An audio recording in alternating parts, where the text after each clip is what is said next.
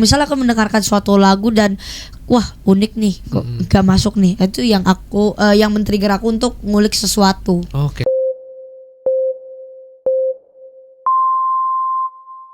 Radio RDI tempat kamu eksis, masih di Indo banget bareng sama Yoa. Hai.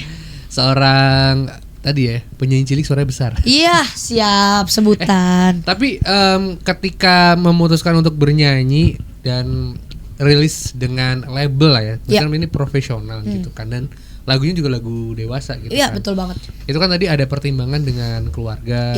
Gitu. Tapi secara apa ya? Secara lo sebagai anak kecil itu menikmati lirik per lirik itu gimana sih, kan kadang-kadang kayak bisa nih masuk, kadang enggak gitu nggak sih? Nah, ya. Misalnya lirik cinta, lirik apa? Nah, itu kan gak masuk ya. Nah, itu biasa kalau misalnya aku mendengarkan suatu lagu dan wah unik nih, kok gak masuk nih. Itu yang aku yang men-trigger aku untuk ngulik sesuatu. Oke. Ya kayak misalnya nih, oh ini lagu bingung juga ya tentang apa nih.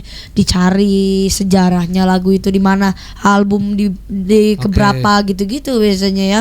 Dan kalau mudah dan sulit tuh cara menikmatinya ya gak usah dipikirin terlalu gimana. Setelah mendengarkan lagu itu baru kita coba cari itu lagu tadi susah dinikmati tapi bikin penasaran gitu. So lagu yang aku dengarkan biasanya seperti itu. Ya itu lagu sulit untuk dinikmati cuman bikin penasaran gitu. Jadinya nih anak nih digging kalau istilahnya. Jadi digging tuh emang ngulik banget gitu kan. Dan biasanya orang yang ngulik itu orang yang pinter, cerdas. Iya, amin.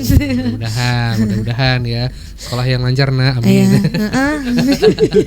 Jangan nyanyi mulu. bisa manage. Tapi kan gini, yang paling baru adalah membawa kabar baik lagu Matahariku. Ya, betul banget. Featuring sama Nika Ardila. Betul. Kaget banget, surprise banget ketika mendengarkan. Jujur gue gak bisa bedain mana suara lu, mana suara Nika Ardila. Masa? Serius, pas opening ini kok kayak suara Nika Ardila karena suara lu gitu. Ya banyak yang bilang kayak gitu juga ya tuh.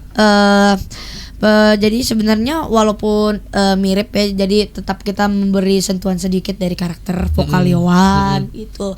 Walaupun kalau misalnya didengar ya itu tidak di awal itu tidak dengan nada original. Ya karena emang setelah kita diskusi dan berunding oleh pelatih vokal atau A&R ya di musika ya, itu memutuskan bahwa nadanya kita turunkan. Kenapa? Karena sudah mulai transisi suara ya, udah mengalami masa-masa pubertas awal. Oh jadi seorang Yohan transisi nih suaranya. Iya. Suaranya. Di mana transitnya, di Manggarai apa di Jakarta Kota nih transit? Ya. Udah sunat? Belum.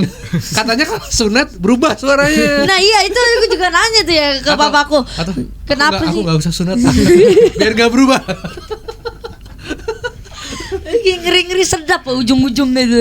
Iya. Tapi memang menurut aku kalau misalnya tadi ada konsisten, ada latihan, ada itu pasti aman-aman aja gak sih? Iya. Oke. Lagu Matahariku susah gak? Susah dari konsep apa dulu nih?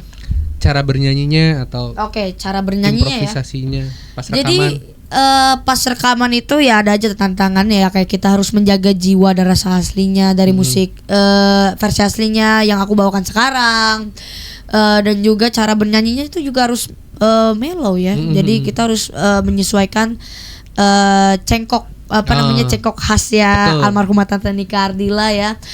Kalau cara bernyanyi itu susah mudahnya itu tergantung lo belajar apa enggak gitu loh. Jadi karena kan ini kita cari atau bisa dibilang cari jalan yang efisien aja. Maksudnya nggak usah yang berbelit-belit gimana-gimana, takutnya malah menyusahkan diri sendiri gitu. Tapi ketika ditawarin sama label, nanti suara seorang Yohan itu disandingkan dengan sampel suara nih ke Ardila kan. Berarti ini ngambil dari file original rekaman yang dulu dari kan, master originalnya. Itu secara respon kayak wah seneng banget nih atau seneng banget, sangat menghormati banget dan kayak sangat beban gitu nggak sih? Enggak dong.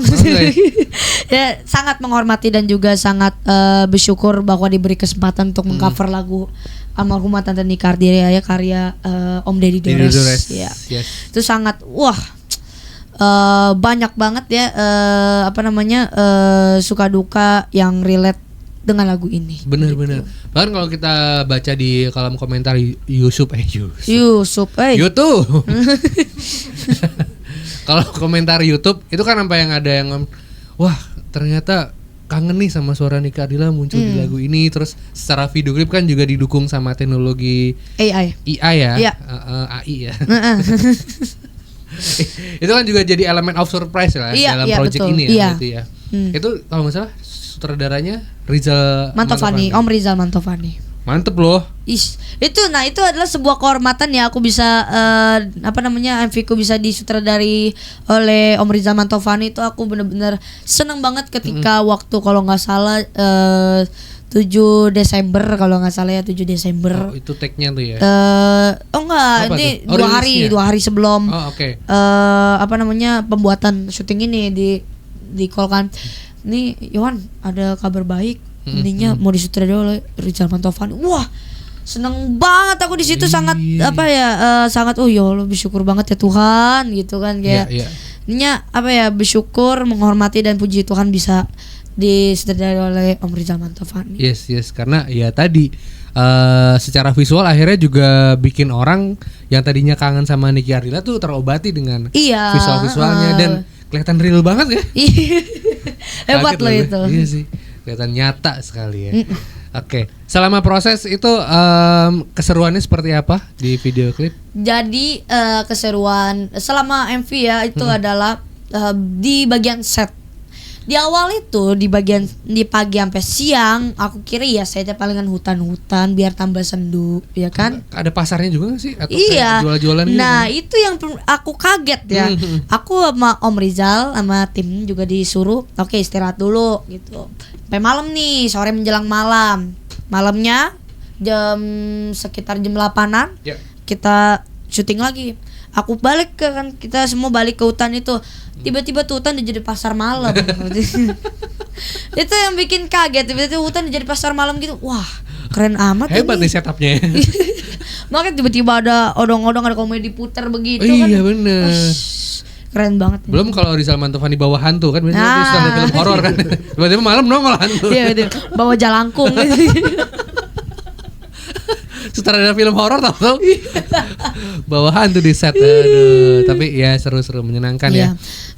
Dan gue juga surprise gitu kan. Ada remaja lah ya. Ada kalau boleh dibilang bocil ya. Iya enggak apa-apa. Yang karyanya tuh kayak didengarkan oleh orang-orang yang akhirnya lebih tua dan diapresiasi secara legend lah. Sudah sutradaranya legend, labelnya juga legend. Iya, labelnya legend ya. Kan ya. Iya. Bener-bener tadi ya satu kehormatan dan kayak pencapaian yang tidak terduga nggak sih di karir seorang Yohan? Iya, itu sebuah hal yang sangat-sangat kita harapkan dan tidak terduga ternyata aku bisa disutradari oleh sutradara yang bisa dibilang legend juga ya Om Rizal Mantovani dan juga bisa dikontrak oleh label legendaris Indonesia yang bernama Musika Studio. Itu juga sebuah kehormatan besar sekali dan aku sangat-sangat bersyukur banget bisa sampai sekarang. Oke, keren. Nanti kita bakal ngobrol lagi sama Yohan ya. Sobat RD ya. Sekarang kita sama-sama mendengarkan Matahariku, Yohan.